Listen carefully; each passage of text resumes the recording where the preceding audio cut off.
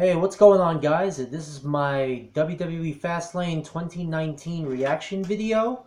I'm gonna run down the card and give my thoughts on various angles and how it's all gonna play out heading towards WrestleMania, which is in a couple of weeks. So let's just jump right into it on this great Monday afternoon. Raw's in a couple hours, so we'll see how everything turns out that happened on this card last night. So, in the opening bout, the Usos defended and retained the WWE SmackDown Tag Team Championships over The Miz and Shane McMahon. And in the aftermath of that, Shane McMahon turned on The Miz. The event was in Cleveland, so he did it in front of The Miz's dad, who was kind of involved in the storyline in the last couple of weeks.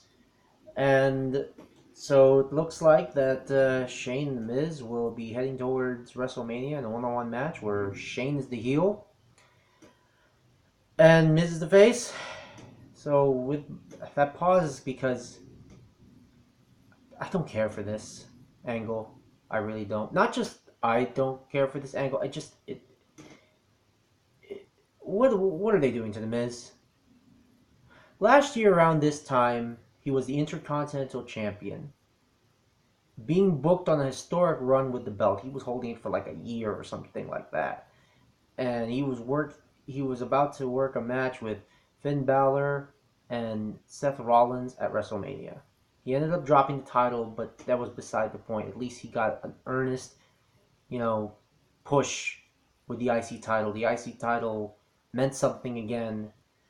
And now, fast forward a year, he's in a feud with Shane McMahon over them being tag team partners. And he's looking up to Shane and all these things. And I'm tired of it. I'm tired of a McMahon, particularly at this moment, Shane McMahon always being shoehorned in to programs with top talent just to get, I don't know what, over. Oh, but Mike, it's to get that talent over. Sure, but why don't you just promote your talent within? Look at all the great talent that Shane could be feuding with. Finn Balor from Raw, Mustafa Ali on SmackDown, you called him up. Eric Young, Insanity. All these guys they called up to the main roster. That The Miz... By the way, The Miz has been with the company since, 2007? Maybe even just slightly before? I mean, how long has this guy been with WWE? Been there at least 10, 12 years. Became a legit star? And what? He still needs to be put over 12 years after the fact? He has his own show with his wife Maurice. What, he still needs to be put over by Shane McMahon? And for what, really? I mean, we know what this is. This isn't about getting The Miz over. This is about getting Shane another match at WrestleMania. I mean, it's just what Shane wants to... I get it. He's a name. He's the name. He's the son. He's a McMahon. But it's like, when it makes sense, I don't mind them being inserted into angles. But this, it's like the match with AJ Styles a couple of years ago, the match with The Undertaker when he was feuding his dad and all that stuff. Even that, come on, man. Like, that was just, again, a WrestleMania match for the sake of a WrestleMania match? Just so what, Shane can do what? Yeah, I get it. He trains MMA, takes some jiu-jitsu classes. He's in decent shape. But he's 49. He was away from the company for like a few years, and he came back, and suddenly he's just going to be working as a wrestler again? Why?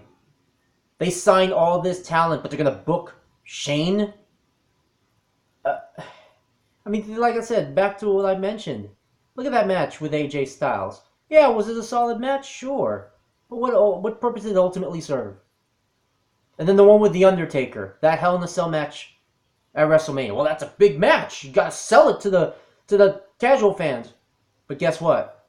That match kind of sucked. It was built around the big spot where he jumped off the cell, and that was really it. Other than that, what did you remember about that match? Oh, but we got a WrestleMania moment. Great. I was like, oh wait, great. 25-minute match just to wait till he jumps 30 feet. I don't dislike him. I don't dislike him as as an on-screen character. He's fine as an on-screen character. He needs to be there at times, to help push narratives. But every time he gets inserted, I can't. I'm sorry to sound like. Listen, I'm a lifelong WWE fan, like a lot of you are. But now that I'm an adult, I think I'm allowed to have certain opinions and perspectives, right? Particularly when I feel the product isn't doing things as best as they could do it. I mean, forget about what I think just personally. Just if you're objectively watching the product and you're seeing what they're doing, doesn't it seem like, I'll get to that later. But I'll get to that at the end. But just my point is, it's like, why? So, anyways, you'll see what I mean with this upcoming match. Asuka defeated Mandy Rose to retain the SmackDown Women's Championship. The match lasted less than 7 minutes. It was booked in about maybe a couple of weeks, and it was out of nowhere because they're so busy working up the Becky Lynch, Ronda, Charlotte story that's heading into WrestleMania, that's probably going to main event WrestleMania, that they almost, by the way, Asuka is your champion on the other show. The chick that was undefeated for 2 years. Oh, yeah, they're rebooking and re-promoting as like an unstoppable force, but how? After she lost her streak to Charlotte and then got pinned by Carmella twice, granted in dirty finishes, but like the aura's gone now, and now you're just going to suddenly build that up as if we forgot all about it. And then, okay, listen, I get it, right? You're probably building up a new program. You're trying to get Mandy Rose a push, and maybe she'll win the title eventually, but this is how it goes about? Oh, the finish of the match, by the way, was Mandy Rose was getting help from Sonya Deville from the outside, trying to interfere in the match, and then she lifts up the apron to go look for something to give to Mandy Rose, and Randy, excuse me, my apologies, Mandy slips on the apron and gets kicked in the face. So now you're telling me you're teasing that Mandy Rose and Sonya Deville might break up? They just debuted like a year and a half ago with Paige. I understand what happened to Paige facilitated a change in their angle, but nevertheless, they're still relatively new, and you're going to break them up before they both really developed enough to be singles competitors, even though they kind of don't make sense together as characters. Mandy's the goddess, and Sonya Deville's like this badass MMA fighter chick. But again, you're gonna tease breaking them up. Oh, by the way, they're a tag team in your new women's tag team division, in which you need more teams. So I don't know. I mean, I hope they don't do that. I hope it's just something to further along some. And if it does lead to that, really? So we're gonna get Sonya Mandy 1-on-1 with what? Mandy as the champ? So Asuka's going to be left to do what? Asuka is perhaps the best wrestler that they have on their roster, male or female. And this is how she's getting booked? Last year, she had one of the featured matches at WrestleMania against Charlotte as the winner of the Royal Rumble. And now she's heading into Mania as the champion. That doesn't even feel like it. It doesn't feel like, oh yeah, that's one of the featured matches on the card. Nope, it's just Asuka wrestling somebody. Oh, and the title's on the line, by the way. I don't know. Now, this next match was a storyline match for the purposes of the event. The Bar, Sheamus and Cesaro, defeated Kofi Kingston in a handicap match, a tornado handicap match where they were both allowed in the ring. This was set up because Kofi Kingston, for some of you who are not aware, he seems to be getting his main event WrestleMania push. I don't know if he's going to win the title. That would be really neat if he did. But it seems like he's going to be facing whoever the WWE champion is at WrestleMania. And so they book it in that he goes to Vince McMahon's office, and Vince McMahon tells him that he's got a match next. Because Kofi has been fighting tooth and nail to get his chance, a one-on-one chance for the WWE Championship. And Vince, like a week and a half prior, arbitrarily replaced him from the match with the returning Kevin Owens. So that was the whole point, right? So he goes up to Vince McMahon and he says, hey, I want this to be a triple threat. And Vince says it's a triple threat. It's gonna be a triple threat match. And Kofi gets really happy, and then he goes to the ring and then gets duped. It's actually not the triple threat match he thinks it's gonna be. It's a handicap match. So that's the thing. Why are they treating him like an idiot? I understand power positivity and they can be a little gullible, but why? Why gullible in that sense? Vince tells him that the title match on the event will be a triple threat match, and he just accepts it at face value. Doesn't ask why. Why it is, or if he's even in the match. He just goes, okay, cool. He hears what he wants to hear. And then he gets duped. Listen, I get it, this stuff is all scripted, it's all for show, but I mean, just like any other show you watch, it has to make sense on a real world basis, right? Like, you can't just do things on a whim and it's just be like, well, the logic and justification is it just is happening. That's just the way it is. Really? Your characters are more nuanced than that. The performers are more nuanced than that. They deserve better. It's absurd.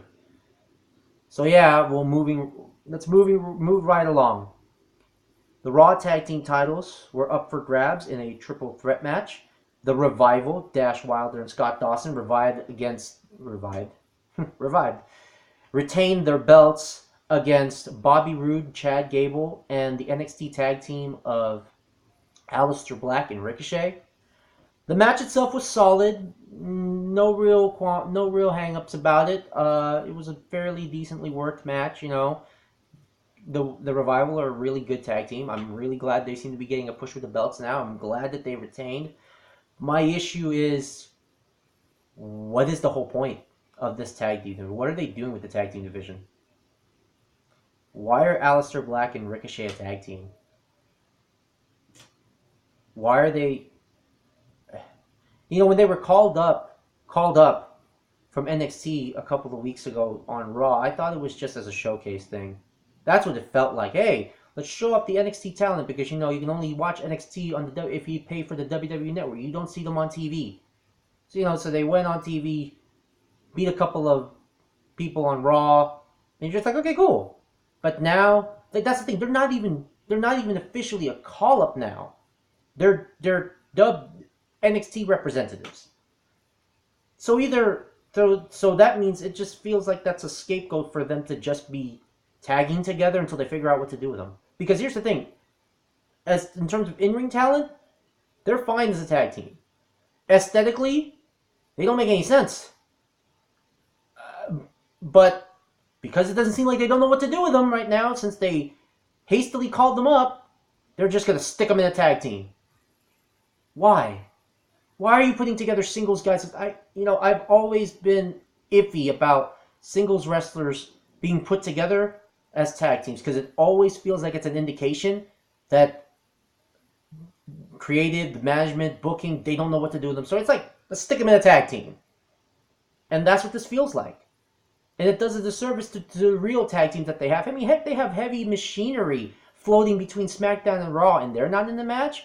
Yeah, they may not, they're all not draws yet and all this stuff, but then why don't you build them up to be? Yeah. They're not over with the crowd yet. Well, how are they going to get over with the crowd? You just keep sticking them in perfunctory matches that make no sense. Matches just for the sake of matches. You know? Anyways, moving right along. The United States Championship was contested once again in a fatal four-way where Samoa Joe retained his belt over R-Truth, Rey Mysterio, and Andrade. Man, this was a fun match. It was a really good match. I have to say, Rey Mysterio is 44 years old.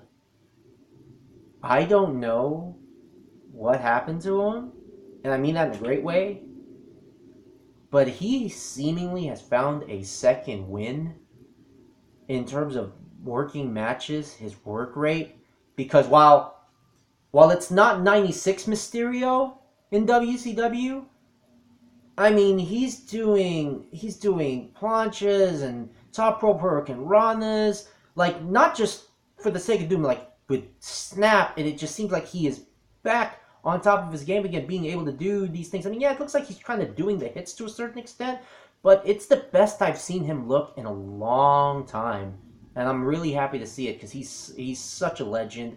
And he left WWE under a lot of he was hurt, and there was some personal stuff going on with him from what I last heard. I don't know, but he's back, and at first I thought he's just he's just gonna go on a just a Legends run where he's just doing all these matches and putting these people over, and it looks like he's doing that. But I would also really like to see him get booked against other fellow legends. He hasn't been. I don't know if he's been booked against AJ Styles in any promotion ever under any circumstances, but I would love to see them go at it now. So I think that needs to happen before it's too late, unless that's what Ray wants. And I'd like to see Ray, maybe get a world title push again, or a title push of some kind. Clearly, being he's competing for the U.S. title. R-Truth, speaking of another guy that's up there in age in wrestling years, he's 47, and this run that he's on, I mean, he's this gimmick of his is very entertaining, albeit weird. I mean, I think it's a little bit condescending to him, if I'm being honest, and a little bit, exploitive, but hey, it looks like he's having fun with it, and the crowd seems to like it. He's got Carmella as a manager slash mixed match tag team partner, so that's pretty cool. It's funny, he's going around doing this thing where he's like, oh, I look up to John Cena even though he's older than him, so go figure, right? That's very entertaining. And Andrade, man, that guy hit the ground running as soon as he got called up to the main roster. I mean, yeah, he's not getting the main event push that he got in NXT as the champ, but you know what? They seem to be furthering him along. His work rate speaks for itself. I mean, it's probably why Rey Mysterio lately has been looking so damn good. It's almost add years to his life. The chemistry they have is just fantastic. Selena Vega is an awesome manager. I really hope they push him forward because Andrade is a really good worker, man, and he's earning his keep on the main roster on SmackDown. Samoa Joe, he's the best, man. He should have been heavyweight champ twice over already. I don't get why they're not pulling the trigger on that. He finally has a title on the main roster, and it looks like he's going to put some prestige back on the U.S. title. It would be nice for those titles that aren't the World and Universal Championships to mean something, like I talked about with The Miz and the Intercontinental title. Man, give him a elongated push with that belt, both to drop it and win it back. I mean, it would be really fun, like him and Ray, stuff like that. That would be really cool to see. I'd like to see him get a world title push, but WWE's WWE about it. You know how that goes. Hopefully they'll remedy that because he deserves it, as I said. So, and now moving right along, the women's tag team titles were also on the line last night. The Boston Hug Connection, Bayley and Sasha Banks, retained over Nia Jax and Tamina, aka the Samoan Slaughterhouse. It was a really, I don't mean this negatively, it was just a kind of a run-of-the-mill tag team match, because it's clearly, it looks like they're going to set up a program with these two teams, which leads me into the finish. They pinned them, Sasha Banks and Bayley did. They pinned Jax and Tamina, but they get beat up for it. Tamina and Nia Jax go over huge as heels. They beat the Boston Hug Connection, and then Beth Phoenix, who was doing guest commentating, she got involved because Tamina confronted her and they beat her up, and then Natalya came through and tried to make the save, and then she got beat up. I'm curious to see if that's supposed to lead into something. Maybe maybe it probably should. Maybe Beth and Natalya will get a one-off tag match against Nia Jax and Tamina, hopefully to put over Nia and Tamina as a heel tag team. I think that would be really good booking. It looks like this is going to be booked well, but like with everything, I take with a grain of salt. Listen, this may be too soon, but for Mania. But then again, what is too soon? If WWE really is going to push Nia Jax and Tamina this way, and obviously Sasha and Bailey are their flagship tag team, defending it across all three brands, which I really like as a gimmick. That's a good thing, Um, then you call up the Sky Pirates, Io Shirai, and Kairi Sane from NXT, okay? And they'll be your Hardy Boys, right? And then you have Tamina and Nia Jax be your Dudley Boys. Now, I'm not saying Sasha and Bailey are Edge and Christian, but you get where I'm going with here, right? You book them in a ladder match or some given match, something, a really good solid given match that allows them to let loose, and you blow the roof off of WrestleMania. You let them go full bore. Don't handcuff them, man. I think these women can work great matches if they're given the room and time, and I really think that would be a fantastic match. Or if not, actually what would be really good, instead of, listen, I get Sasha and Bailey being booked as the inaugural women's tag champions because they're stars. I would prefer they get singles pushes, but hey, I get sometimes there's a log jam at the top, so you got to have something for them to do. And you want the inaugural tag champs to be something super, a pair of stars that are super relevant, so that makes sense. But it would also kind of be refreshing if they dropped the titles, perhaps, to Tamina and Nia Jax, and then you bring in the Iconics, maybe, right? So you do that whole thing. Listen, Peyton Royce and Billie Kay, I think I think it looks like they'll be due for a push as the tag team champs too. So that'd be cool. I really like them. They're quite funny. I think they're actually solid wrestlers too. I think you can, like I said, book your tag team divisions well. You have the talent there. You just, come on, WWE. You can do this. You can do this. But hey, in the meantime, Sasha and Bailey holding the belts is a good vehicle to promote the division. So I have to do a wait and see approach with how they're doing this, because it looks like it's on the right track. So we'll see how that goes. Next up is the WWE Championship match between Daniel Bryan and Kevin Owens, and as I was saying, it now became a triple threat, and the surprise entrant, Mustafa Ali, who returned to get his title opportunity. He was kind of denied an Elimination Chamber because he legit got hurt in a match. This was another great match. It was actually kind of I think it was match of the night, or maybe the U.S. title match was good, but this one was really good too. But it first got off to a rocky start because the crowd was upset that the third man wasn't Kofi Kingston. So they kind of no-sold Mustafa Ali's return. In fact, he got booed for the first few minutes of the match. And you know what? Normally, I would chide WWE for this stuff and think, oh, typical WWE, kind of missing the point, not giving the fans what they want. But you know what? For serving the purposes of the story they're telling with Kofi Kingston, if they are telling the story with Kofi Kingston I think they're going to tell, this was the right call. This was the right way to book things. It was, listen, it sucks that Mustafa Ali had to get booed, but at the same time, it wasn't about him. I don't think the fans were booing Mustafa Ali. They were booing and showing their displeasure with the fact that Kofi Kingston was not in the match. And I'll tell you what, it worked out well in that perspective, because when with that looming over the match ended up being really good because it felt like it had to overcome all that booing.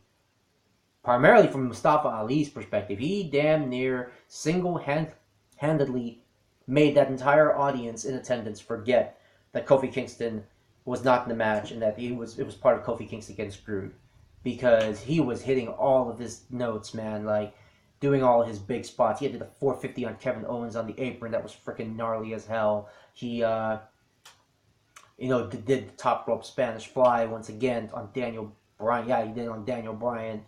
And just worked a really good match. Listen, man, that guy deserves, reward the workers for working well. With that guy, I haven't watched much of him coming up, and I've just, lately I've seen a few of his matches. That guy doesn't seem to have a bad match. He really doesn't seem to. He, He's got a decent look. I think his mic skills are fine. I think you could really do something with him. Which again goes back to my thing about The Miz. Why is The Miz trying to put over Mustafa Ali leading into a match at Mania? But no, it's Shane. Heck, how about this? If you're gonna have Shane, why doesn't Shane put Mustafa Ali over? Why Miz?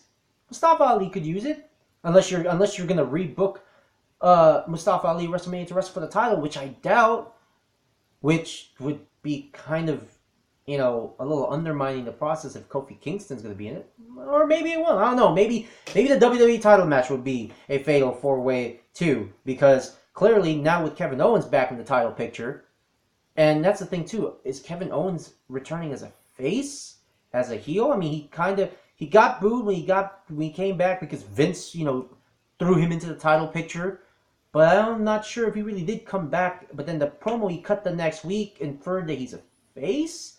And now he's using the Stone Cold Stunner, side note, which kind of actually works for him, to be honest with you. So, he looks like he's in that in-between. He looks like he's going to be a tweener. So we'll see how that pans out. But again, Daniel Bryan, there's not much else I can say, man. He's fantastic. He's so good at being this eco-snob heel. It's probably his best run since the Yes Movement. Actually, it's his best run since the Yes Movement. It's such an over gimmick. He's so great at it. It's almost criminal. In fact, I almost dare want to say he's holding back because of the PG era thing. All these little snide chops that he's getting in there, and all these one-liners. It's so good that he's got that custom title, that eco-friendly title that actually doesn't look too bad. I mean, what can I say? It's that's the thing. That's when you properly book a character. When you book him this way, we don't get upset if he loses anything, or if if he drops the title to Kofi Kingston or to anybody, I feel he would be okay because he's clearly a star, which is always a good thing. That's how you want to book stars to be okay after they lose titles. And that's that none of these losses or any of these angles you put them in looks like it doesn't hurt them. They can move on to other programs and they can build other stars. That's the whole point, right? So moving right along, the next match, which I'm going to be honest, is the biggest downer of the night, which it shouldn't have been considering who was involved. Becky Lynch versus Charlotte.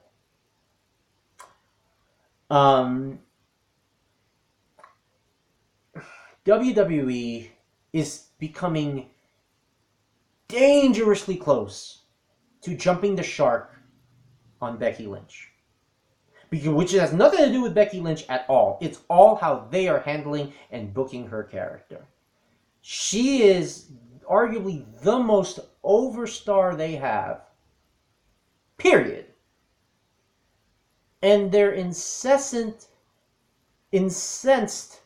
on just trying to convolute her angles and storylines with all these cheap plot devices and twists that I just feel is just boring or frustrating the viewer. It's just, we want to keep it simple.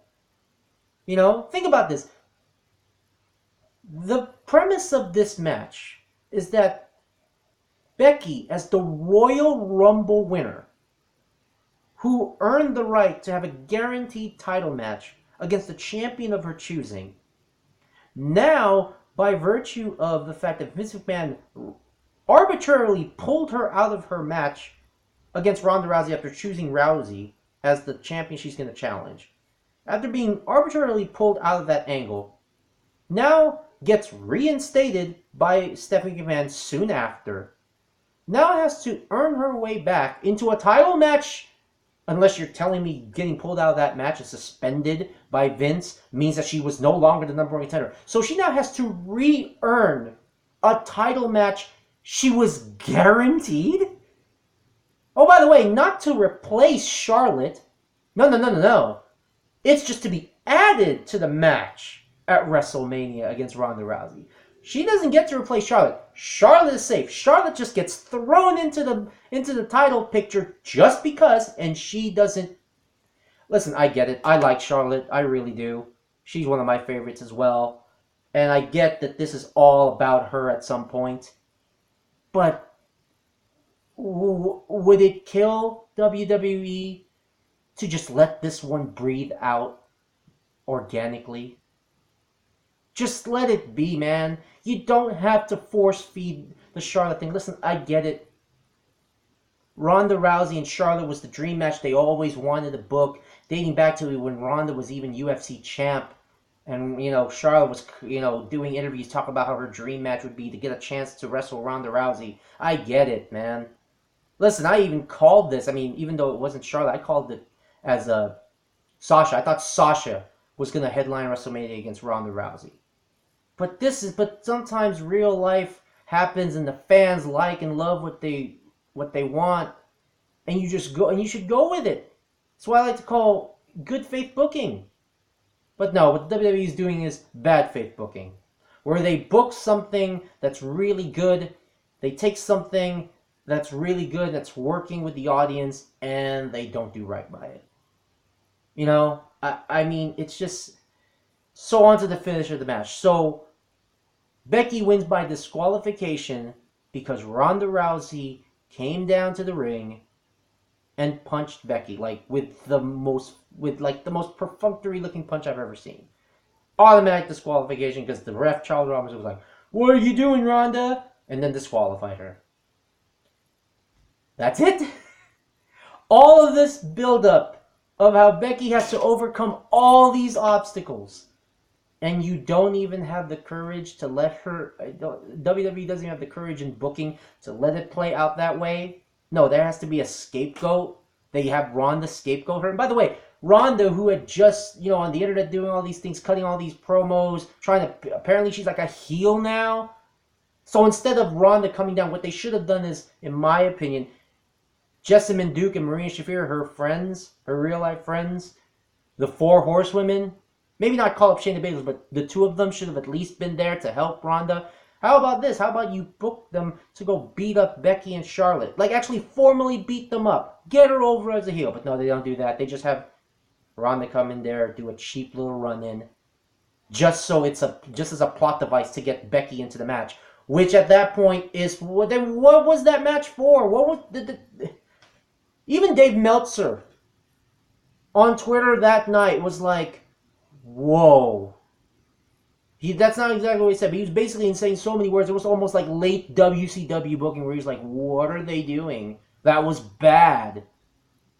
I'm paraphrasing what he's saying, but a lot of people on the internet, people that know a little more than me and maybe are a little more learned than me in pro wrestling, was just like, that was just bad.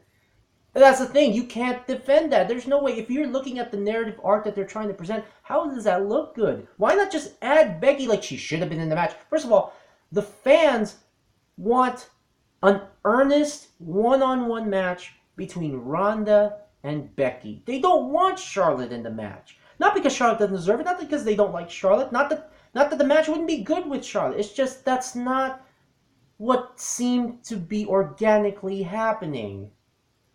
And here's the thing, if we're speaking from real life implications, listen, I get it. Maybe you wanted to protect Ronda by adding Charlotte in the match because you didn't trust Ronda to work that match well. But here's the thing, since she debuted last year at WrestleMania, every match she's had, she's more than shown that she can prove that she can handle a match on her own. She's had really good one-on-one matches. Ronda's a natural pro wrestler. Yeah, she needs some fine-tuning here and there with timings or whatever, but for the most part, she can clearly carry a match by herself. So then, when you look at that perspective, why is Charlotte there? Oh, what, just so you guys can get your Charlotte-Ronda Rousey match before that ship sails? I mean, oh, and then another thing too. Becky is freaking selling this damn leg injury, and it's like, for what? Oh, well, we need her to have more, hardships. Why? Why do you need to force this underdog angle? She's already an underdog to the eyes of the fans in real life, in the sense of she's not the one that WWE planned to build this thing around. It's just so ham-fisted to book her as an actual underdog in storylines. Because it's just making her look silly. She's walking around with this freaking crutch, you know? I mean, the psychology, and it potentially could ruin the psychology of the match. People wanted to see a straight wrestling match between Ronda and Becky, and it's one thing if you work you work that psychology into the match itself, where then Becky gets hurt during the match. But it's like now you're just laying it on two things. She's walking around with crutches, she barely can stand, and all this stuff. And so guess what? If she's selling that injury now, she has to sell it at Mania. What, was she supposed to magically be healed? Storyline-wise, in 3 weeks? I am terrified that match at WrestleMania is going to be Charlotte and Ronda for like 20 minutes, and Becky's going to be taken out of the match in the first 5 minutes because of her injury. In fact, that just dawned on me. They better not do that, man. That would be so uncool. It would be so typical of WWE booking to take the hottest property they have right now, tease the fans with that, and let the fans get all riled up about Becky Lynch, throw her into a match at WrestleMania, only to basically have her be a non-factor in the match because of this freaking injury. Oh man, I'm thinking about it. Oh god, that sounds awful. What a waste of time that would be. Because they know that Charlotte and Ronda isn't the match that the fans wanted. They wanted Becky in the match. Oh man, now that I think about it, oh my goodness, I really hope that's what they do. You guys keep an eye on this, because oh man, that would be awful. I'm sorry. Like, but if they actually are pushing Becky the right way, but even then, that's another thing too. Even if that's not the case, and this is all about Becky getting her WrestleMania moment, isn't it all seem to be convoluted? She's gonna what? She's gonna work that match, be playing hurt the whole time, and then what? She's just magically gonna be able to pull off her moves, which she will of course. Once again, remember, this is all scripted, right? So narratively, I'm supposed to believe Becky Lynch, who's basically nursing a sprained MCL or ACL in her knee, can suddenly work a full match without hurting herself. Then guess what? That's going to limit her ring psychology. She's not going to be able to do some of the moves. That's what she's not supposed to do. Some of her more high impact moves during that match. So how's that match going to look? You see? You see the problem here? Instead of just letting that match play out without any sort of hang-up, no stipulations, just let the match be. Oh, that is so frustrating. Anyways, let's move along. Now to the main event of the card. The Shield reunited again to take on Baron Corbin, Bobby Lashley, and Drew McIntyre. Now, this match, I'm not sure what this match was supposed to be per se, because I don't really know what they're trying to do with the Shield, because the Shield won, by the way. They won in a really fun match. It was about 20 plus minutes. Really fun 6-man tag. The match itself was fine. But my thing is, okay, so now what? Roman Reigns is back from his leukemia diagnosis and treatment. He's in remission. Good for him. But there's other things going on that kind of muddles the picture and makes me wonder what's supposed to happen. Okay, Dean Ambrose supposedly is not going to renew his WWE contract and will leave. Now, it's getting to a point where that has become such a focal point of TV broadcasts where I almost don't believe it anymore. It sounds like it's a work. It sounds like he's going to stay, and they're just, since they can't seem to find any decent angle to go with to get him over, this is how they'll go. They'll mess with the audience's emotion and have them wish, oh yeah, and like I said, because this was their excuse to break the Shield up or put together the Shield again, because they broke up last, October, whenever it was that Roman had to take off time for his leukemia. They broke up that night. Dean turned on Seth that night. and quite frankly led to a couple of matches that were just dead on arrival to the fans. They almost seemingly didn't care, you know. And now Roman's back, so and it doesn't look like Roman needs to be eased back into the title picture in terms of like work rate, or he doesn't look like he missed a step. He looks perfectly healthy, so he has to be. I mean, you're not gonna have Roman Reigns just have a match at WrestleMania, right? So what's the deal? Makes me wonder what's the deal. Is he gonna? You turning? You know, it's interesting if they had turned him heel. I forgot somebody said this on Twitter. It would have been interesting if he had turned heel last night just to take advantage of that moment, which is kind of ironic because the WWE worked so hard for him to get over with the crowd, get cheered, but then through without their doing, he gets cheered because of the leukemia thing. So now he's more over now as a face than ever. So that was, but hey, they didn't do it, and I get it. But what does that leave Dean? If Dean is actually leaving, okay, I get it. But if he's not, and this is all just a ruse, then what are you gonna do with him? Where are you gonna put him? Where are you gonna push him? You just reunited the Shield for the billionth time. And as for Seth is about to wrestle Brock Lesnar for the freaking Universal Championship, and by all accounts, it looks like he's gonna get that. He's gonna get booked to get the title because Brock Lesnar is apparently gonna take off for the UFC again to challenge for the heavyweight title there, so he can't hold on to the belt. So what are you gonna do with Seth? And here's the thing: Seth, despite being the Royal Rumble winner, it doesn't feel like he's the story anymore. Oh, it's almost like you almost forget, like, oh yeah, that's right. He's going to challenge Brock Lesnar for the Universal title at WrestleMania. And it doesn't feel it. It doesn't feel it. Because you're preoccupied with all the Roman Reigns stuff, and then Dean with his thing. So, I don't know if that was a happy accident, or it's just unfortunate time, but the Dean Ambrose and Roman Reigns thing has overshadowed Seth. Seth should be the focal point.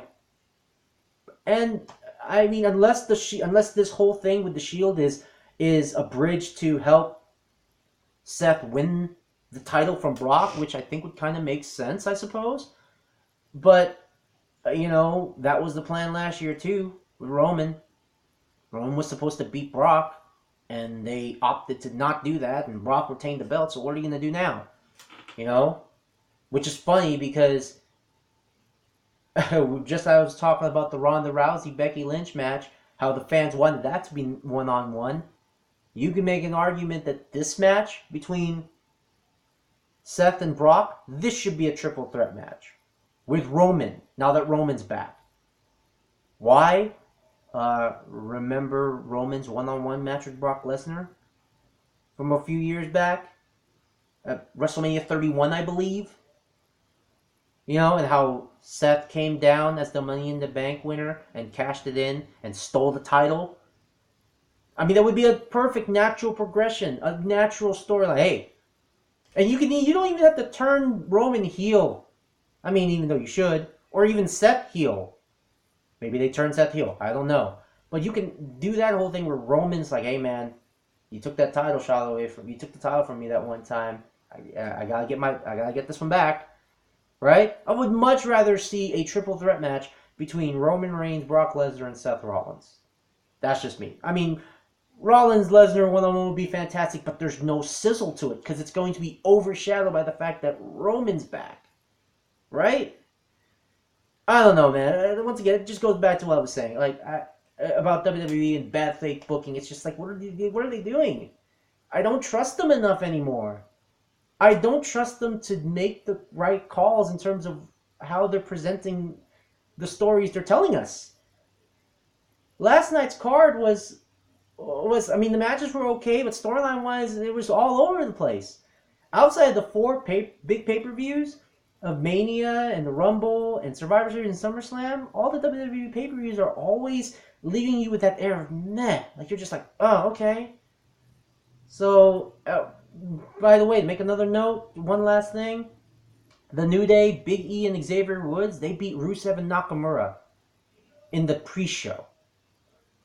A random-ass tag team match on the pre-show. I get it, it's the pre-show, it's a throwaway match, but again, let me bring it back. Shane McMahon and The Miz got a tag team title match against the Usos, and Rusev and Nakamura are on the pre-show. Shinsuke Nakamura and Rusev Day was like the hottest gimmick going last year, and they blew that. By the time he won the U.S. Championship, it was after Aiden English broke up with him. His Songbird manager guy that sings his Rusev Day thing. And Nakamura never won the WWE title from AJ Styles. Or wait, did he? See, now I don't even know. It just felt like they botched that AJ Styles rivalry. I mean, I just... You see what I mean? You see how it gets a little frustrating to see the WWE product as it is right now? Because you have all this great talent. Oh, by the way, listen, I get that this was Fastlane and that, you don't have to have everyone wrestle on it all the time. So I get that. But again, just for the sake of the argument, AJ Styles did not wrestle on this card. Randy Orton didn't wrestle on this card. As we mentioned, the Iconics didn't wrestle on this card. That's the thing, too. If you don't want to book long matches on these cards, and it's like, you don't want to overstuff card. This is the type of card you do overstuff. They overstuff WrestleMania and SummerSlam and all these other cards with all these matches that, quite frankly, could have taken place on SmackDown and Raw. But yet, I'm looking at this, including the pre-show, there are 10 matches on this card. WrestleMania has like 15.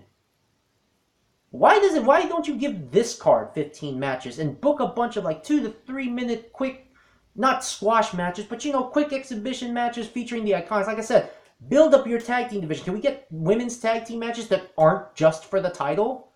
You're supposed to build up that division, right? Can we see other tag teams? These are the kind of pay-per-views you should be doing that stuff on, not WrestleMania. You don't overstuff WrestleMania with 87 matches and give half of them only 5 minutes.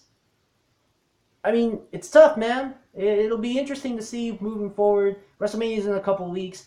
Raw is in a couple hours, so we'll see how the storylines from this event shakes out. But man, it's a weird thing, man. Sometimes I want to get with what WWE is doing, but it's just so hard. Like I said, AJ Styles, Randy Orton, not on the card. Randy Orton literally came out of nowhere to hit the RKO on Elias, who was... Now, that's another thing. Elias was intermittently just playing, showing up, basically doing song reviews of every match, which was kind of cool, but kind of dumb at the same time, because I was like, what are you doing with them? Again, what are you doing with these guys? I get it, they're sideshow gimmicks, I get it, they're entertainment. I get this is entertainment too, but eventually the entertainment has to lead to something substantial, because at the end of the day, this is still about wrestling, right? Call me crazy, right? But God forbid that WWE focuses as much on the wrestling part of their name as much as the entertainment part of their name. Call me crazy. Anyways, thanks for listening, guys. Thanks for watching. Until next time, have a good one.